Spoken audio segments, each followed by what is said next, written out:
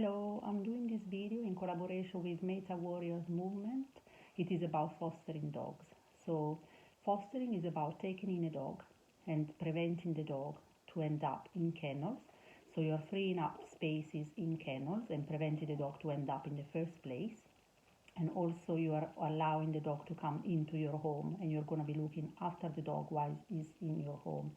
You're going to link with the rescue, so they're going to be there every step of the way. It's teamwork, a lot of effort, hard work to all get together in the interest of the dog. So you're going to help the dog, rehabilitate the dog, and then the dog is going to be ready to go. So you're also going to be able to say goodbye to the dog. So letting go is part of the process of fostering as well. Otherwise, you're going to end up with 100 dogs.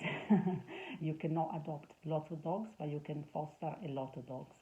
So how I got into fostering, I had an English bulldog, and unfortunately he died last year in September.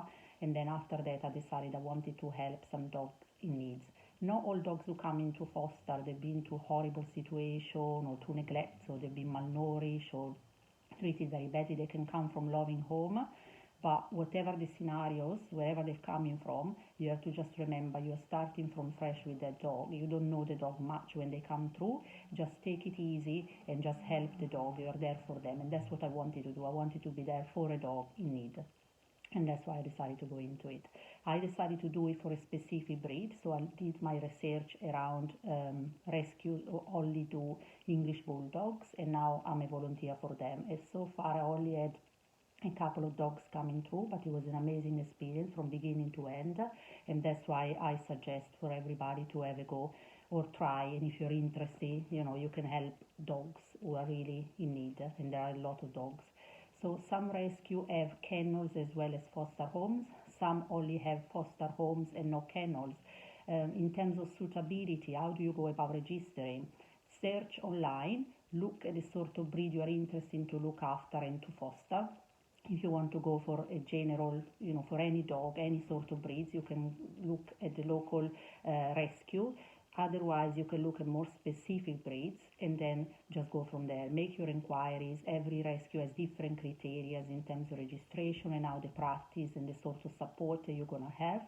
And they will explain everything while you get your inquiry going, basically. And it's like that's the starting process of it.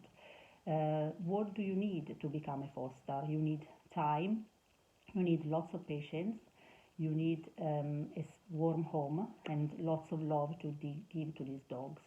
Once they come through and you're going to have the dog with you, you're going to attend to them on the daily basis. So the sort of stuff that you are expected to do with the dogs is what you're going to be doing with your dog anyway, which is like obviously feeding them, providing water all the time, making sure they've got a warm place to sleep, comfortable.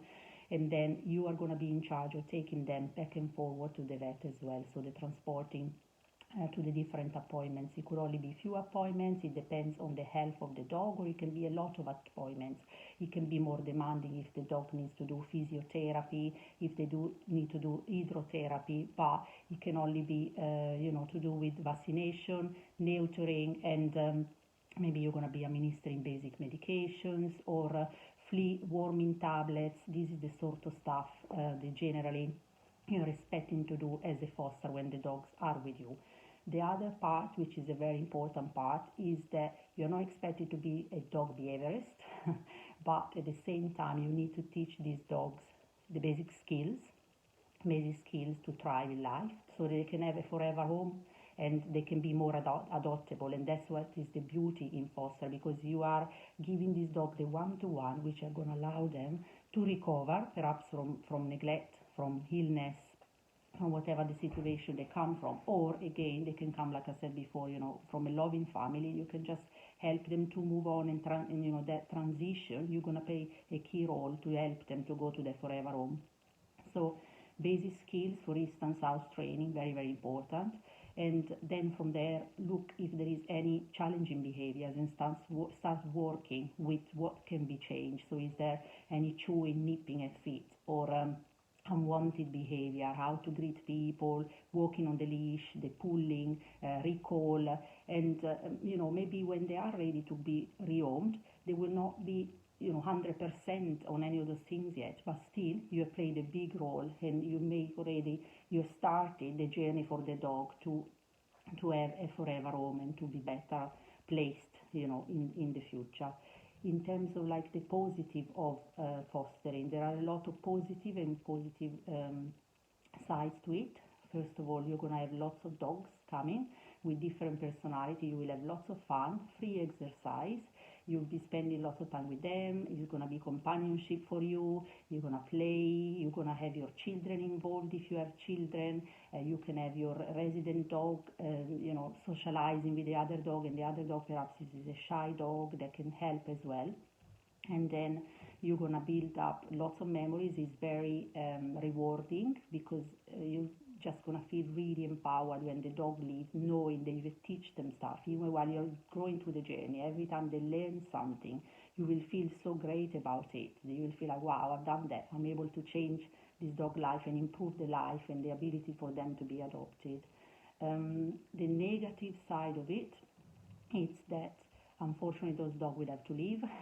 You're going to feel a sense of guilt, and that's really bad. At the very beginning, when they're just ready to go, you're just going to feel like, oh my gosh, I'm abandoning them again. But that's not the case. Think about all the positive stuff that you've done for the dog, and think about the new home. They're going to have a forever home now, people who love them, and you help them to get there. So that's what you have to look at, in a positive way to go forward. The negative could be that unfortunately some dogs, but this is very rare, in most cases the rescue will support you and will support the dog physically if they need rehabilitation, as well as in terms of behavior issues to make it better. But if it is really so damaged that it cannot be done, anything for the dog anymore, unfortunately you would have to be the one as well to take the dog and be put down. But that's very, very, rare. In most situations the dogs do well and they move on to their adoptable and forever homes. In terms of stuff that you need in your house to be prepared to do fostering, if you obviously had your own dogs before, it would be easier if you have left, like a mattress to use, blankets, basic stuff for the food and the water containers, an area where you can obviously put the dog, if you are leaving the dog unattended, if you need to leave the house for a few hours, to have perhaps a baby gate. But if you don't have stuff, don't worry about it. Speak to the rescue and they will be able to support you. Don't think, I'm not suitable because I have my own resident dog. I'm not suitable because I live miles away from the rescue. I'm not suitable because I have children. Don't think like that. You can potentially be suitable if you have children, if you have your own resident dog, and actually those can be, families that they actually need it for the rescue, for dogs to come in, because a lot of dogs do well and they come from loving home when they had, they've been surrounded by children already, or there is a resident dog already, and they will do really well with dogs around them. And the fact that you live far away, it doesn't matter, because the rescue, for instance, I support is, 3 hours away from where I live, but they have volunteers who do the transporting if they need to move dogs from an area to another. There are ways around that, and actually more homes that are available, the more foster homes that are available for those dogs, less dogs are going to end up in kennels, and more dogs are going to have a better chance to be adopted. And that's what you're trying to do when you do fostering, allowing these dogs to come through, help them, give them basic needs, just go with whatever you can do for the dog. So very, very important. You're going to need time, you're going to need patience, you're going to need lots of love and affection for those dogs. You're going to need boundaries and rules to be put in place. Try and have a routine in place, a good structure for a dog, so that they can really do well while they are with you. And then the exercise and the playing time with them, and just go every day at a time. The rescue will help you. The rescue normally covers as well the bill costs in terms of the vets, and sometimes the food as well, but that varies from rescue to rescue. So make sure you check with the rescue you decide to go for. Good luck, everyone. If you decide to foster, it's really great. Thank you for listening, and I hope that this is giving you a short introduction to what is expected if you become a foster and if you decide to sign up. I really appreciate your time and your interest in the welfare of homeless dogs. Thank you very much.